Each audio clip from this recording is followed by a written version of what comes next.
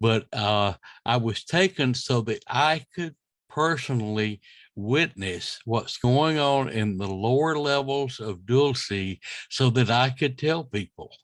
And for years, I've held back because it was just absolutely too awful to tell anyone. And I didn't know how people would react. And also, I was afraid that my life might be put in danger by spilling the beans on what I saw. But I'm going to tell it here today. And for those of you uh, that are have a weak stomach, I suggest you stop listening to it. Or if you can't deal with fright very well, maybe you need to not listen to the rest of this. Okay, I'm trying to think for your best interest. But we get there to Dulce, and we approach an area where small crafts are coming in. There's lots of them. It's like a big hangar. And out of each craft, I could see that they would bring out one, sometimes two. I don't know if there was three or not. It could have been three, maybe, humans. And they put them in uh, like a little buggies that was on like a rail track. Uh, and they set the people up in that. Now, the overseers operating the system, shockingly to me, were human, or they appeared to be human. And what shocked me even more was these tall Nordic, blonde haired, blue eyed men operating this system were wearing uniforms with the swastika on the shoulders, an emblem, an Yeah. insignia of the swastika. Now, think about this and think about World War II and what all was going on there and the association of this might indicate who was controlling Hitler and what was really behind all that. Yeah. Yeah. In Henry Crane's book as well, he did mention that different groups of humans worship different reptilian gods unwittingly, and that sometimes the reptilian gods would fight each other and they would Yeah. get the humans to try and wipe out the other group. Yes. In this case, I'm drawing comparison. He draws comparison to Hitler and the Jews. Mm-hmm. That's where his intense hatred for the Jews came from. It was influenced by these reptilians. Anyway, if you could just carry on. Well, we drew close to where these humans overseers were working. They could not see us. Hang on, hang on, hang on. There's a lot of shouting in the background. I'm sorry. Uh, as family members watching a ball game. I'm sorry, they got excited. Sorry, carry on. Okay. That was the listeners telling you to go, go, go. Get the information out there. Well, these overseers could not see me nor the entity that was guiding me and taking me there. We were, to me, ethereal. We were not in solid form where they could see us, but these workers, these Nordic people, were solid material. The humans they brought in, they put in these little train cars. Were all sitting there like zombies, like they were stunned. And one of the things that bothered me in the first time I saw this with Barbara under hypnosis, it really wrecked me emotionally. And I saw a young woman of maybe 28 to 30 years old, a very pretty, attractive brunette lady, and she had a little boy with her about 7 or 8 years old, and he was sitting there with her. Both of them had been brought in, and I panicked, and I knew that something bad was about to happen to them. And I ran to wake them up, and I got right in their face, and I was like yelling to wake up, wake up. And they were not even aware I was there. And the Nordic overseers couldn't have seen or hear me either.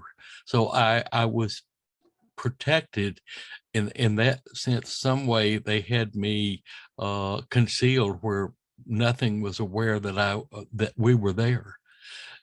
But this woman, they rolled on and went on down the conveyor belt. And so then we moved to a different area, and the person that was taking me, or the entity that was taking me, stopped and said, "Listen." And I stopped, and we listened. And in the background, you could hear kind of like a very dull, ripping kind of noise. And I remember beginning to feel panicky, and I didn't want to go see what was making that awful noise. And the entity that was taking me insisted and said, "You must see it. You must see it." And so I looked, and what I saw were human torsos hanging on big meat hooks, and they hooked bone to hooks in the back of the body, and they were ripping the bones out of the human bodies to fillet it. And who was doing this? The Nordics, these Now, overseers. do you remember watching Extraordinary Seeding? Do you remember Never that? heard of that. No, I never heard of it. No, we definitely watched this. It was remember we spoke about the guy waking up in his clone. You said it was a pretty good documentary. Oh yeah, I Yeah. do remember now. Do you remember what he was saying? That he was walking past one of these Nordics, and he said it was like their face just kind of shifted briefly into reptilian face and then shift back. It was like a hologram that was put over the face. Right. Okay. Now I remember now. Thank you. Yes. Is it possible that this might have been an illusion? It's possible. Yeah. When you're dealing with this phenomenon, anything is possible. Right. Sorry. Continue. It's quite all right.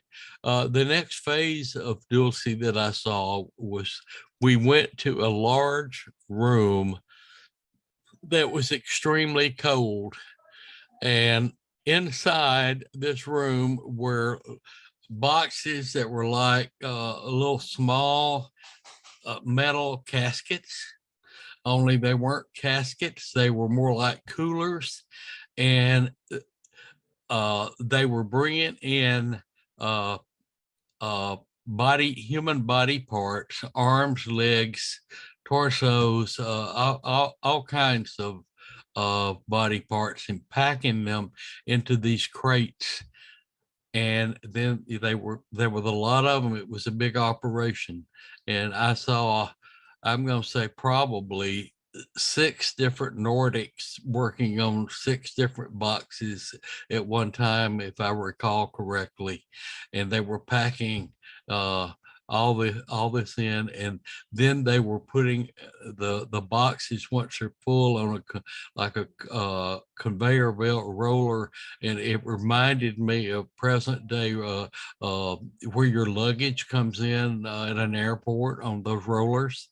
It was like rolling on that, and it rolled into an area where there were a lot of craft waiting, and they were loading them, these crafts where they were taking them, in my opinion, I assume they were taking them out to colonies in space somewhere, or colonies here on our own planet that we're not aware of. Wow. It's a meat processing plant. We've touched on it briefly before, but yes, but it is. I never really went into detail like I just have now. And that's all I saw on that, and I don't ever really want to see anymore. And what did the good aliens say anything about this at the time? It was after this that I was told that they wanted me to witness what was really happening so that I would tell people. And I shared all this with Barbara, but unfortunately, Carla left us before I was able to share all this with her because her sickness came about so fast that Barbara and I had not covered a lot of this in our hypnotic regressions. Yeah. I remember Carla did briefly touch on it before, where she said that you just reminded me of it when you were saying that people were in a zombie state, and Yes, you were shouting at them that you can't treat our people this way. right. Yeah. So these Nordic looking beings are in Nazi uniforms. That's an Yeah, interest that's an yes. interesting part as well. Um And also while it's popped in my head here, uh, I'm not the only case that Barbara had worked with that had seen this. I was one of several that she had worked with over say a 10-year period that had seen very similar. Their accounts were very similar to what I saw, and they also reported the Nazi swastikas.